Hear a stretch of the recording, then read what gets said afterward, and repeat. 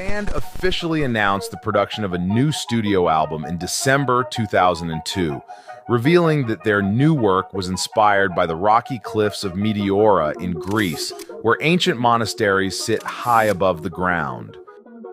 When Meteora debuted on March 25, 2003, it gained worldwide recognition almost instantly.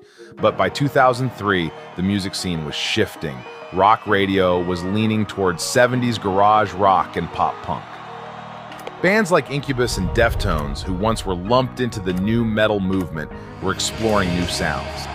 Even Limp Bizkit was covering The Who. Everyone seemed to be looking for a way out of new metal, seeking respect in new genres. Let's be real, new metal was never going to win over the music elite. Linkin Park knew this, and it pissed them off. So when they went into the studio for Meteora, they made a choice. They weren't just going to stick to the formula, they were going to evolve, whether anyone liked it or not. I think Chester was on board first and foremost, maybe even leading the charge on it, is like, let's do it our way or let's not do it. Like, he was a champion for that in so many ways, even coming into Meteora. So they threw everything into the mix. They flipped acoustic guitars backward on Somewhere I Belong and sampled Japanese flutes for Nobody's Listening. These weren't just cheap tricks. They were a middle finger to anyone who said they couldn't experiment.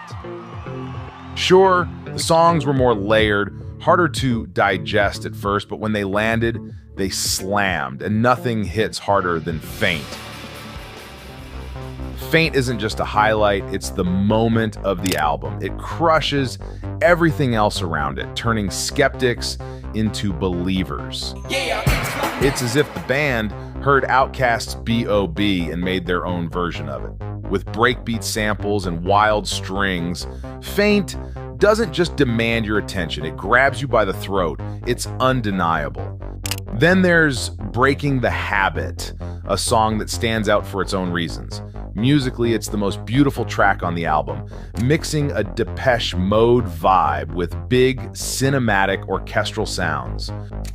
Oh Okay, no. Ah, shit, burglar. What is it? After Chester Bennington's death in 2017, this song takes on a whole new meaning.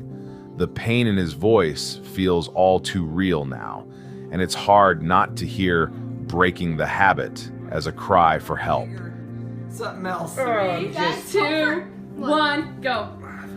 I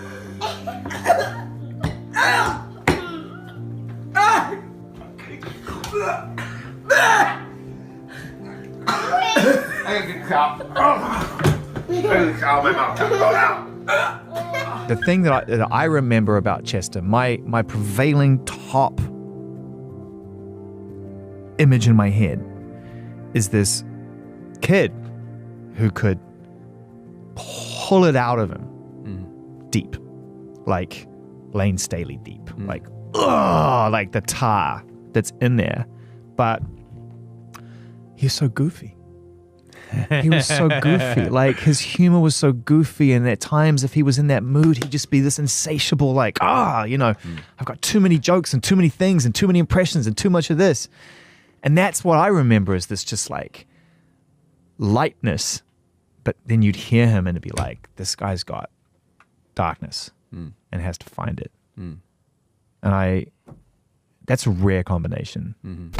In recent years, Mike Shinoda has shared how Chester would disappear on wild nights out while touring and come back completely wrecked.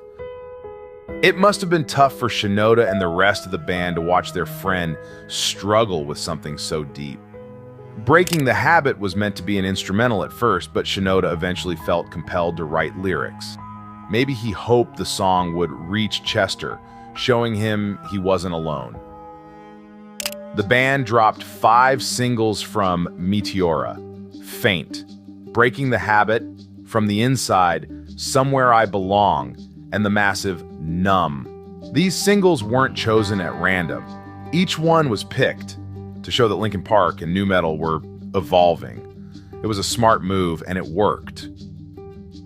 Hybrid Theory was like us against the world, like with the story Mike and Dave our recounting, it was like having to fight just to get our actual authentic point of view across. And what was like both so liberating and terrifying about Meteora is like no one effed with us on Meteora. We got away with it. It was like, okay, you guys did it. Now, what do you really want to do? And like, this album was the total pure expression of just like, this is us, like delivering, you know, what we want to make. And it was really a fun album to make. Like Hybrid Theory was stressful.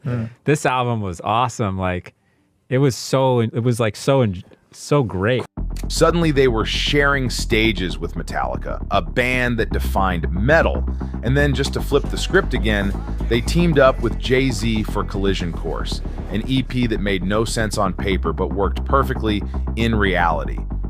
Here's the point, Linkin Park wasn't chasing approval anymore. They were standing alongside the legends they'd been trying to impress.